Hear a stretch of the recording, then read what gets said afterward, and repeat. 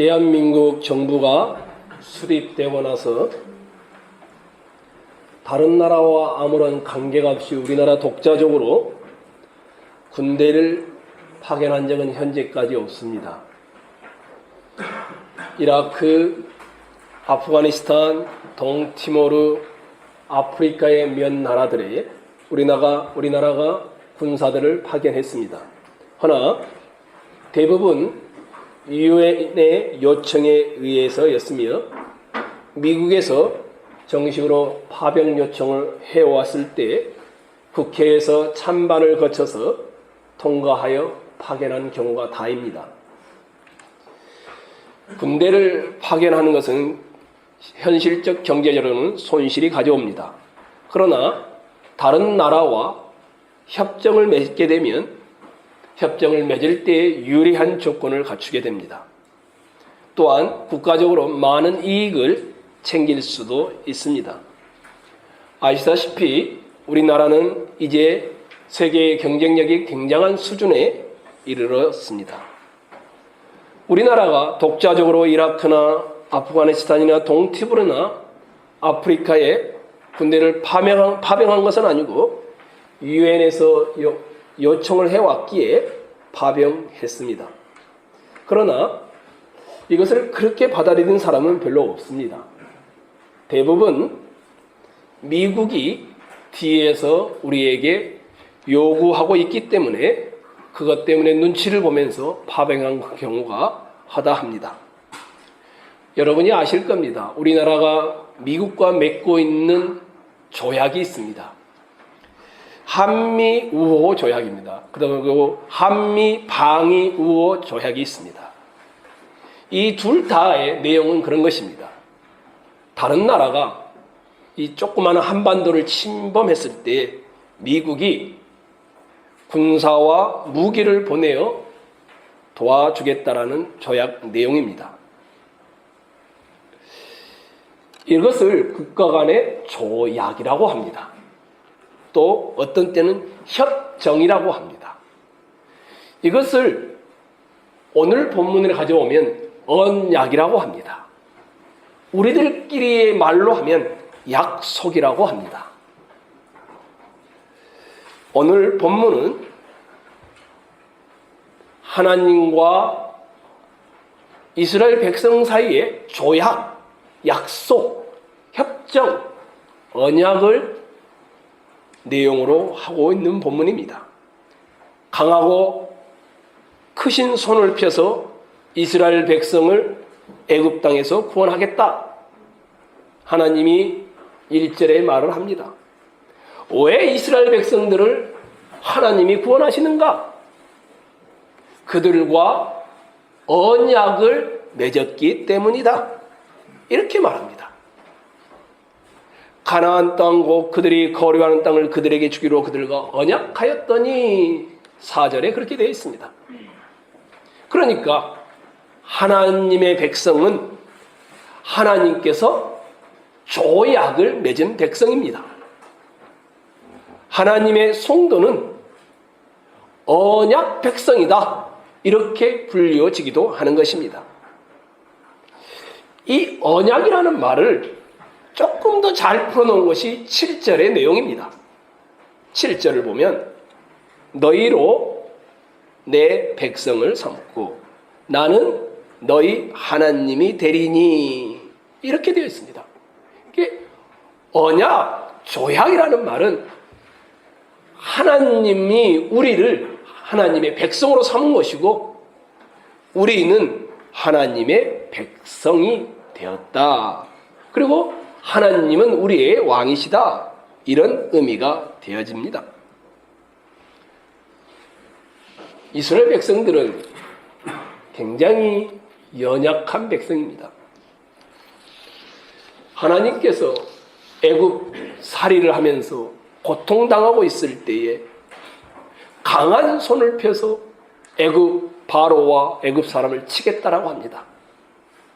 왜냐하면 이스라엘 백성은 언약의 백성이기 때문에 그 하나님의 백성을 괴롭히는 애굽과 바로를 하나님이 치신다라는 내용입니다. 하나님은 이 말을 하시면서 이렇게 말합니다. 기억하신다. 5절을 한번 봐보십시오. 이제 애굽 사람이 종으로 삼은 이스라엘 자손의 신음소리를 내가 듣고 나의 언약을 기억하노라. 이렇게 되어 있습니다. 기억하신다.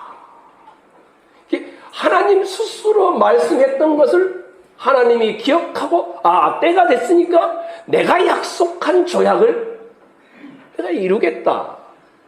이런 내용입니다. 2장으로 한번 가보겠습니다. 2장 끝절입니다.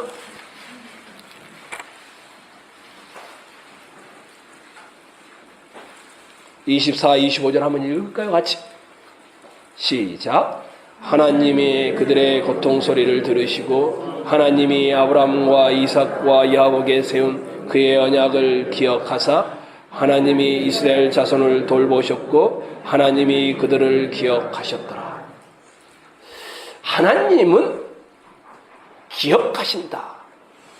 자신이 자기 백성에게 했던 말을 기억하셔서 그대로 때가 되어 행한다. 기억하시는 하나님을 말씀합니다. 여기뿐만이 아닙니다. 혹시 기억나십니까? 노아 홍수가 있고 나서 무지개를 보면서 하나님이 노아와 언약을 맺었죠. 근데 뭐라고 한 줄 아십니까? 내가 무지개를 볼 때마다 내 언약을 기억하고 내가 약속했던 것을 기억하고 물론은 더 이상 심판하지 않겠다. 하나님은 성도들에게 행하실 일을 기억하고 계시며 하나님은 약속을 하시면 그 약속을 반드시 지키는 분임을 말합니다. 그런데 이 이스라엘 백성들이 언약을 기억하고 하나님이 그 기억하시는 하나님인데 이 당시 이스라엘 백성들은 어떤 상태였는가? 5절을 눈으로 한번 봐보십시오. 애굽 사람이 그 다음에 뭐라고 되어 있습니까? 종으로 삼은 종이 되어 있는 상태였습니다. 정상적인 상태가 아니죠. 사람 취급을 못 받고 있는 그런 수준에 있는 상태였습니다. 그래서 종으로 삼은 이렇게 해놨죠. 6절을 한번 봐보십시오. 그러므로 이스라엘 자손에게 말하기를 나는 여호와라. 내가 애굽 사람의 그 다음에 뭐라고 되어 있습니까? 무거운 짐 밑에서 너희를 빼내며 그들의 노역에서 너희를 건지며 이스라엘 백성들이 종으로 있는데 그 상태를 뭐라고 하냐면 마치 무거운 바위 밑에 깔려 있는 것 같은 이런 표현을 사용하고 있습니다. 다른 사람이 종이 되어 보신 경우가 있으십니까? 대부분 우리는 다 고용인에게 고용당하는 경우가 많죠. 고용인에게 고용당한 일을 할 때에도 우리는 불편합니다. 주인의 눈치를 봐야 되죠. 또 상사의 눈치도 봐야 되죠. 우리 청년들 알바를 할 때 잘 알죠. 근데 고용인도 그런데 종이라면 어떻겠습니까? 이스라엘 백성들의 이 상태를 이렇게 표현해놨습니다. 이제 애굽 사람이 5절에 그랬습니다. 종으로 삼은 이스라엘 자손의 무거운 짐 밑에 있는 상태를 뭐라고 했습니까? 이스라엘 자손의 신음 소리가 들려온다. 끙끙 앓고 있는 겁니다. 즐거움이 없는 겁니다. 아니 고용당에서도 그래도 즐거움이 있으면 또 성취감이 있으면 할 수 있는 일이잖아요. 그렇죠? 근데 즐거움이 없는 겁니다. 즐거움이.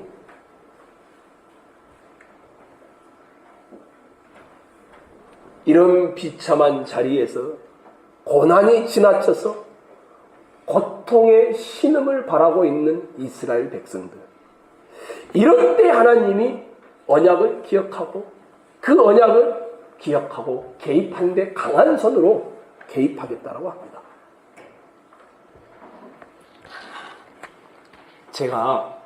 저는 종이 되어본 적이 없어서 잘 모릅니다.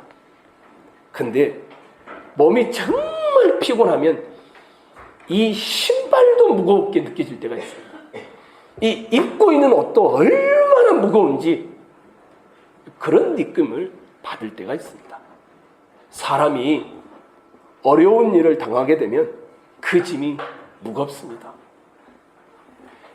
가족이 때로는 짐이 될 때 정말 무겁습니다. 어떤 사람은 이 가족이 짐이 돼서 자살하는 사람도 있습니다. 어떤 사람은 이 경제적인 것이 짐이 돼서, 어떤 사람은 본인이 낳은 자녀가 짐이 돼서, 어떤 사람은 이 정신이 무너져 내려서, 우리 그때에는 맛있는 음식을 주어도 이 음식이 씁니다. 이스라엘 백성들이 종 노릇하는 일이 얼마나 힘들었는지 신음소리가 나눕니다. 묶음 바위 밑에 눌려있는 것 같은 그런 상태입니다. 그러면 하나님은 조약을 맺었는데 자기 백성을 강한 손으로 끄집어낸다는데 질문이 나오는 거죠. 언약을 맺으신 하나님, 우리는 하나님의 백성이 아닙니까? 왜 세상을 사는데, 아니 떵떵거리며 살고 싶지가 않습니다. 조금 편안하게 인생의 길을 갈 수 없겠습니까? 평탄한 길을, 형통한 길을 가고 싶고, 무거운 짐을 벗어버리고 좀 가볍게 인생을 살고 싶을 때가 있지 않습니까? 그래서 하나님께 이런 질문을 하는 거죠. 하나님이 언약을 맺어준 백성이, 자기 백성을 사랑하시는 그 하나님이, 엄마는 젖먹이는 아이를 잊어먹을지 모르지만 우리 하나님은 잊지 않으시고 손바닥에 새겨놓았다는 그 하나님의 백성들을 왜 이렇게 고난의 현장에 두시는 걸까요? 근데 이상합니다. 여러분이 하나님 백성답게 살려고 하면 할수록 더 힘듭니다. 힘이 안 드신 분들 계시죠? 인생이 늘 즐거우신 분들. 그분은 지금 나는 가짜 신자다 생각하시면 됩니다. 뭐 다 평안해. 모든 게 다 좋아. 하나님이 나를 사랑하지 않고 있구나. 이렇게 생각하시면 짱입니다. 이상합니다. 순수하게 주님을 위해서 살려고 하는 성도가 왜 세상을 사는 동안 고통을 당하는 걸까요? 믿음으로 현실을 살아보려고 하는데, 하나님을 잘 믿으면 그 믿음 때문에 편안한 길을 가야 하는데, 왜 하나님을 믿는 믿음이 훌륭하면 훌륭할수록 이해가 안 되는 고난의 현장이 닥쳐오는 것일까요?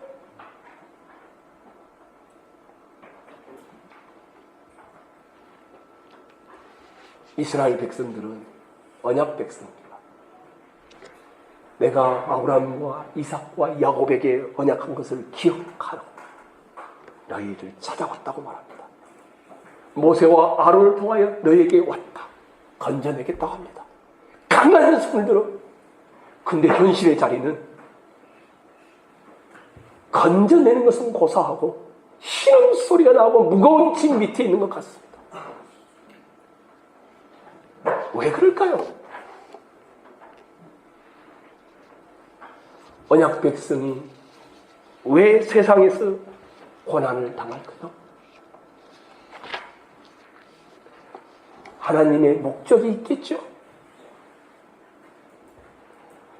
하나님의 언약이 이루어질 때까지 하나님의 백성들을 그 자리에 두셨을 때는 선하신 하나님이라면 우리에게 교육하고 있는 거겠죠? 뭘까요? 인내를 교육하고 있는 거겠죠. 고난은 언약 백성에게 인내의 훈련장이 됩니다. 혹시 지금 현재 영국의 왕이 누굽니까? 아시죠? 청년들한테 물어봤는데 대답을 안 하더라고요. 엘리자베스 여왕입니다. 그러면 엘리자베스 여왕이 지금 굉장히 연세가 많습니다. 죽으면 누가 후계자가 되는 줄 아십니까? 아들이 아닙니다. 아들의 이름은 찰스입니다. 찰스 황태자의 아들이 윌리엄입니다. 이 사람이 후계자가 됩니다. 한 번은 이런 에피소드가 있습니다. 왕실에서 이 윌리엄을 이제 왕으로 키우기 위해서 대학 갈 나이가 돼서 대학을 보내려고 합니다. 그래서 스코틀랜드라는 지역에 있는 에딘버러라는 대학을 가도록 합니다. 근데 이 에딘버러 대학은 너무너무 보수적입니다. 윌리엄이 난 안 가겠다. 숨 막힐 것 같다. 춤도 못 추죠. 술도 못 마시죠.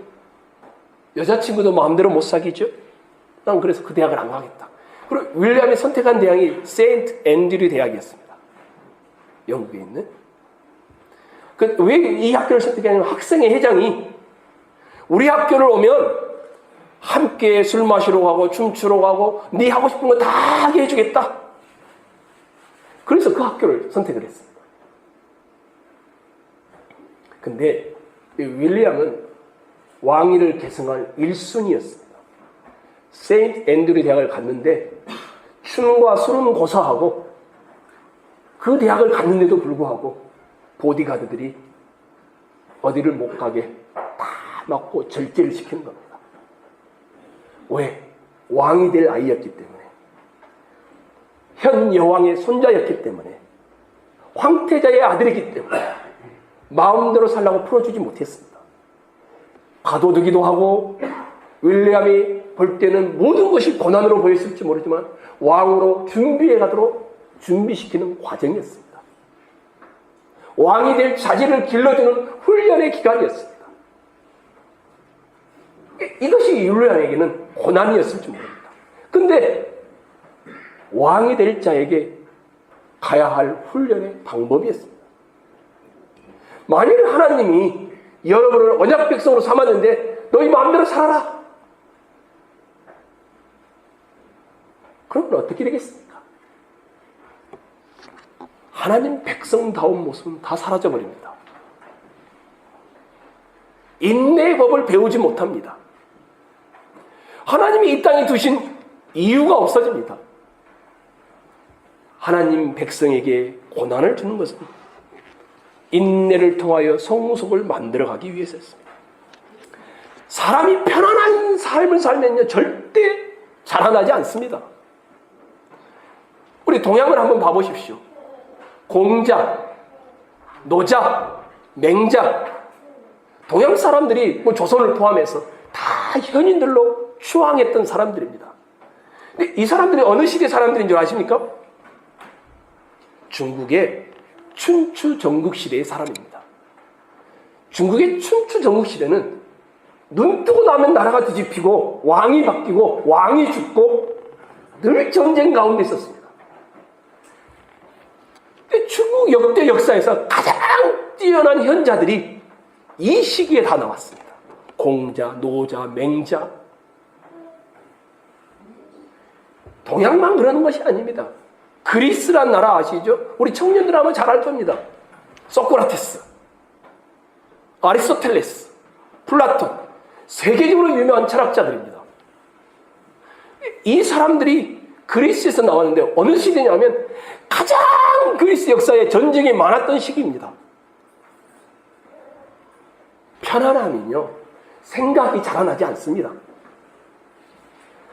편안하면 육체를 어떻게 즐길 것인가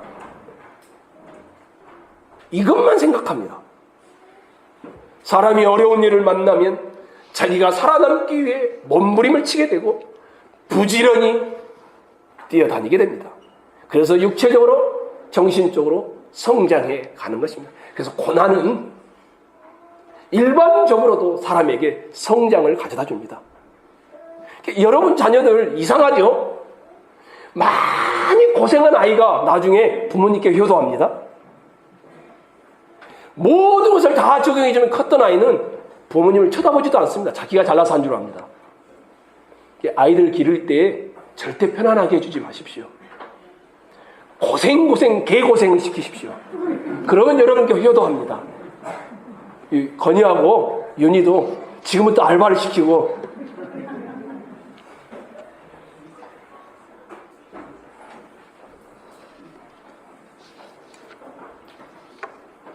애굽의 무거운 짐 밑에서 신음소리를 내는 그들에게 하나님 왜 우리를 이렇게 두셨습니까? 하나님 왜 우리를 이렇게 두셨습니까? 고통하는 그들에게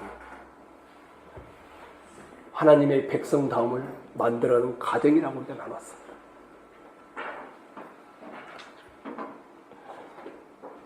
이것이 이 애굽인들에게만 해당되는 이야기가 아닙니다. 바울이 똑같이 고백합니다.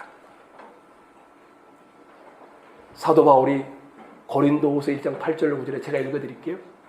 형제들아, 우리가 아시아에서 당하는 환난을 너희가 모르기를 원하지 아니하노니 힘에 겹도록 심한 고난을 당하여 살 소망까지 끊어지고 우리는 우리 자신이 사형 선고를 받은 줄 알았으니 이는 우리로 자기를 의지하지 말고 오직 죽은 자를 다시 살리시는 하나님만 의지하게 하려 하심이라. 에베소 성도들에게 자기가 고난을 당하면서 경험했던 그 감정을 말합니다. 왜?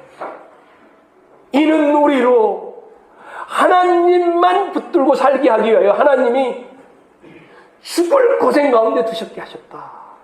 이런 표현을 씁니다. 고난이 없는 성도가 행복할까요?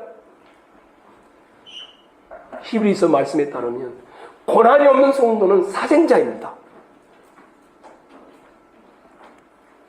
고난이 없는 성도는 불행한 사람입니다. 징계하지 않는 아들은 버린 자식이라고 히브리서 나옵니다. 여러분이 고난의 삶의 자리에 있다는 것은 하나님이 여전히 여러분을 붙잡고 있다는 증거입니다. 여러분이 눈물을 흘리는 자리에 있다는 것은 하나님이 선하시다라면 여러분을 축복하고 있는 과정입니다. 이스라엘 백성이 하나님의 백성이 아니라면 고난을 주지 않습니다. 언약 백성으로 믿고 고난을 주신 것입니다. 물질로 어려움을 당하셨습니까? 자녀 문제로 어려움을 당합니까? 건강의 문제로 어려움을 당합니까? 하나님만을 붙잡도록 하기 위한 하나님의 선하신 목적입니다.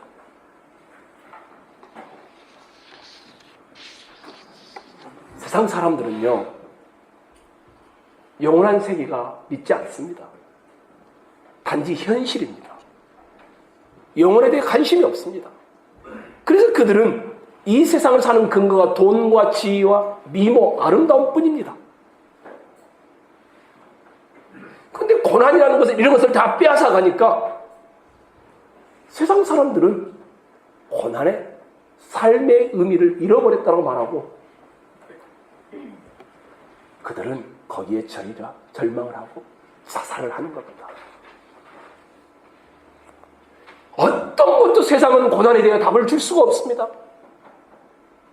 잊어먹고 살려고 하는 것이죠. 윤회 문화에서는 어떻습니까? 힌두교라든지 이런 데서 고난에 대해서 불평하지 않습니다. 당신이 겪고 있는 고통은 전생에 당신이 잘못했기 때문이다. 윤회를 믿는 종교는 고난에 대해 어떤 동정심도 보이지 않습니다. 사회적인 불평등, 불균형에 불만도 표시하지 않습니다. 내가 전생에 잘못 살았기 때문에 나는 이렇게 사는 거야. 그럼 불교에서는요,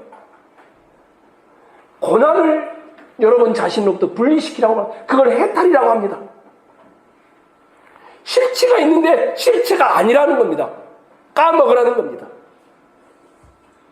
불교 역시도 고난에 대하여 어떤 말도 제공해 주지 않습니다. 군대와 같은 명예로운 사회에서는요,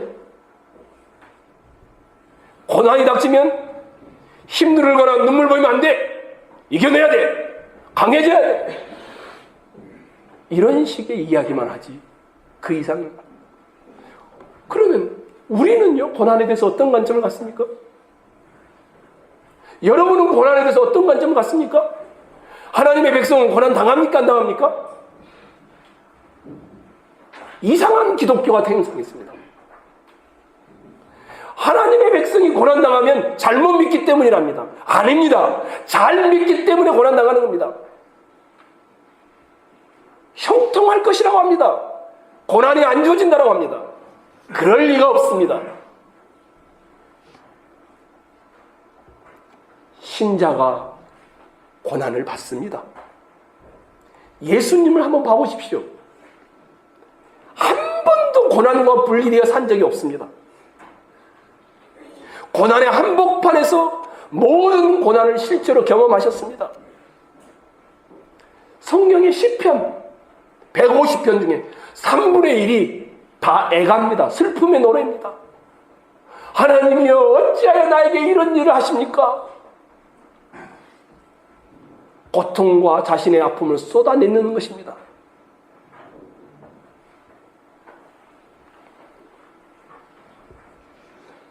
저는 우리 전흥교회 성도들이 고난의 한복판에서 여전히 하나님을 믿을 수 있기를 소망합니다.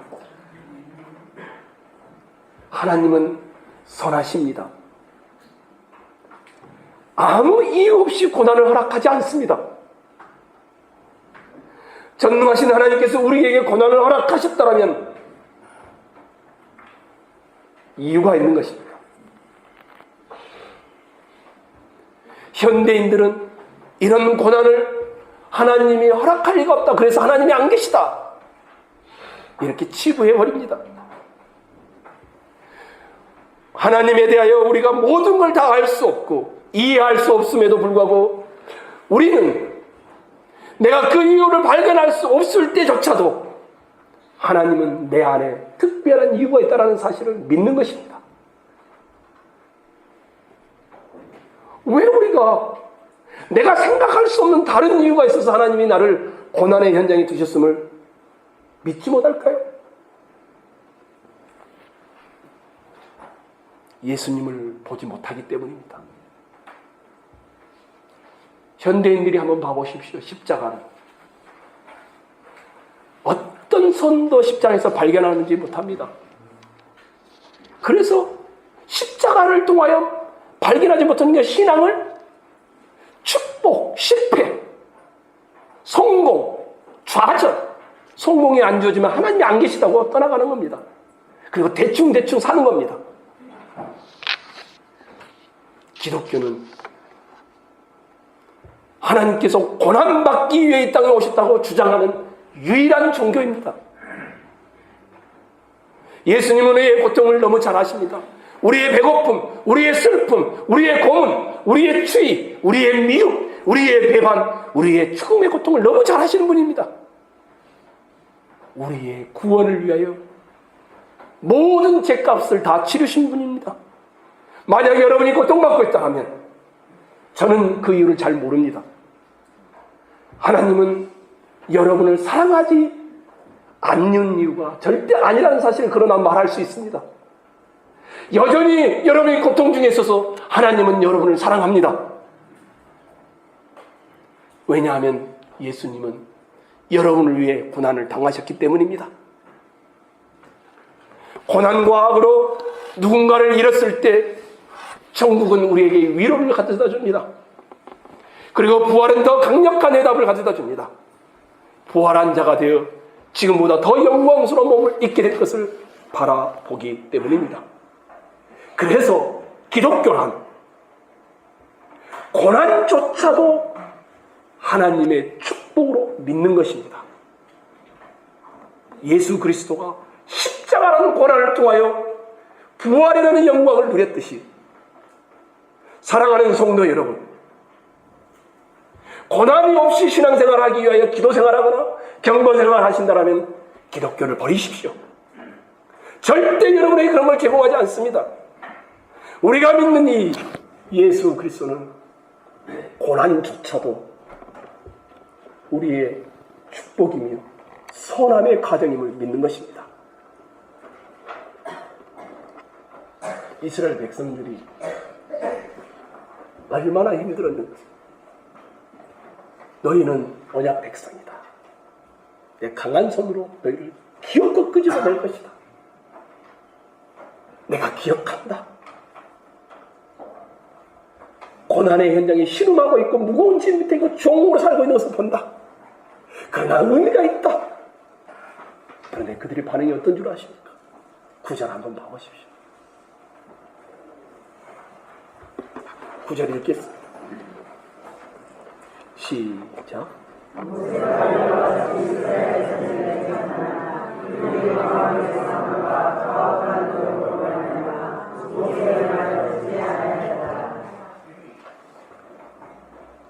재미있습니다. 육체가 너무 힘드니까 고난의 현장에 있으니까 마음이 어떻다고 합니까? 상한 겁니다. 마음이 상하니까 그 다음에 뭐가 됩니까?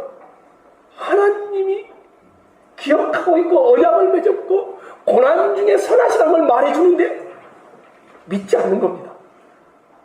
그게 9절에 나오는 말씀입니다.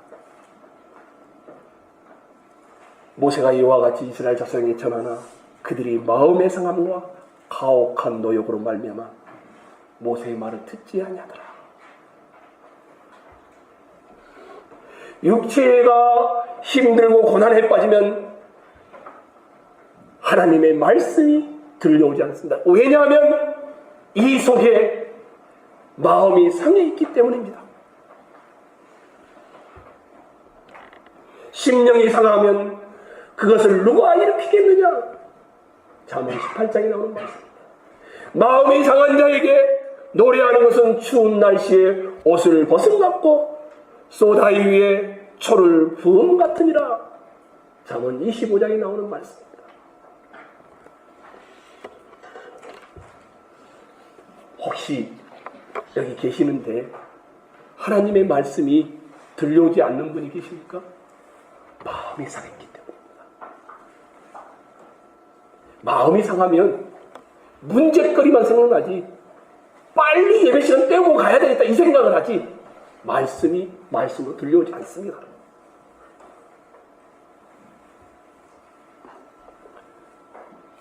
마음이 상한 경우는 신앙에 허다하게 등장합니다. 내가 만군의 하나님 여호와를 위하여 열심히 득심하오니 이는 이스라엘 자손이 주의 언약을 버리고 주의 단을 헐며 칼로 주의 선자를 죽였으며 오직 나만 남았거늘 저희가 내 생명을 찾아 취하려 하나이다. 아버지 하나님이여 나를 죽여주시옵소서. 현실이 너무 고되니까 엘리야가 로뎀나무 아래서 고백한 마음의 상함의 내용입니다. 대부분 우리가 마음이 상하는 이유는 현실적인 손해 때문입니다. 하나님의 영광을 위하여 부끄러움을 당하고 손해를 당하는 길을 택하지 않으려 하는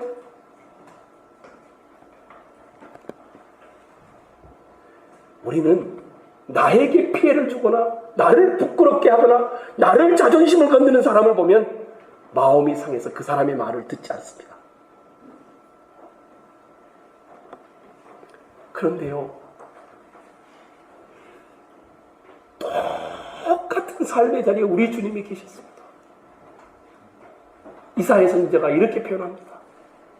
그는 실로 우리의 질고를 지고 우리의 슬픔을 당하였거늘 우리는 생각하기를 그는 징벌을 받아서 하나님께 맞으며 고난을 당한다 하였노라. 그가 찔림은 우리의 허물을 인하며 그 다음입니다. 그가 상함은 우리의 죄악을 인하리라. 그가 징계를 받음으로 우리가 평화를 누리고 그가 채찍에 맞음으로 우리가 나음을 입었도다. 주님은 상하고요, 배반당하고 버림받고 조롱당하고 모욕당하고 상할 대로 상했는데 그것이 뭐라고 하냐면 우리를 위한 치유자가 되셨다라고 합니다. 이것을 상처 입은 치유자 예수.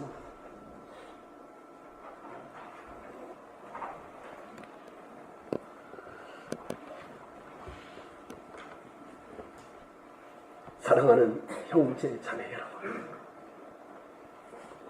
여러분의 삶의 자리 곳곳에서 고난 때문에, 사람 때문에 상한 마음들이 있으시죠? 예수 그리스도를 바라보시기 바랍니다. 그가 상함은 우리의 죄악을 인함이라. 그가 징계를 받음으로 우리가 평화를 누리고 그가 채찍에 맞음으로 우리가 나음을 입었도다. 이로 인하여 예수 그리스도가 상처 입은 치유자로 살아가신 겁니다. 우리 모두가 상처 입은 치유자로 살아가기를 소망합니다. 여러분의 삶의 자리 곳곳에서 주었던 경험했던 상처들이 하나님 되심을 드러내고 싸매어주는 치유자들로 서기를, 예수 그리스도와 같이 모습으로 서기를 간절히 원합니다.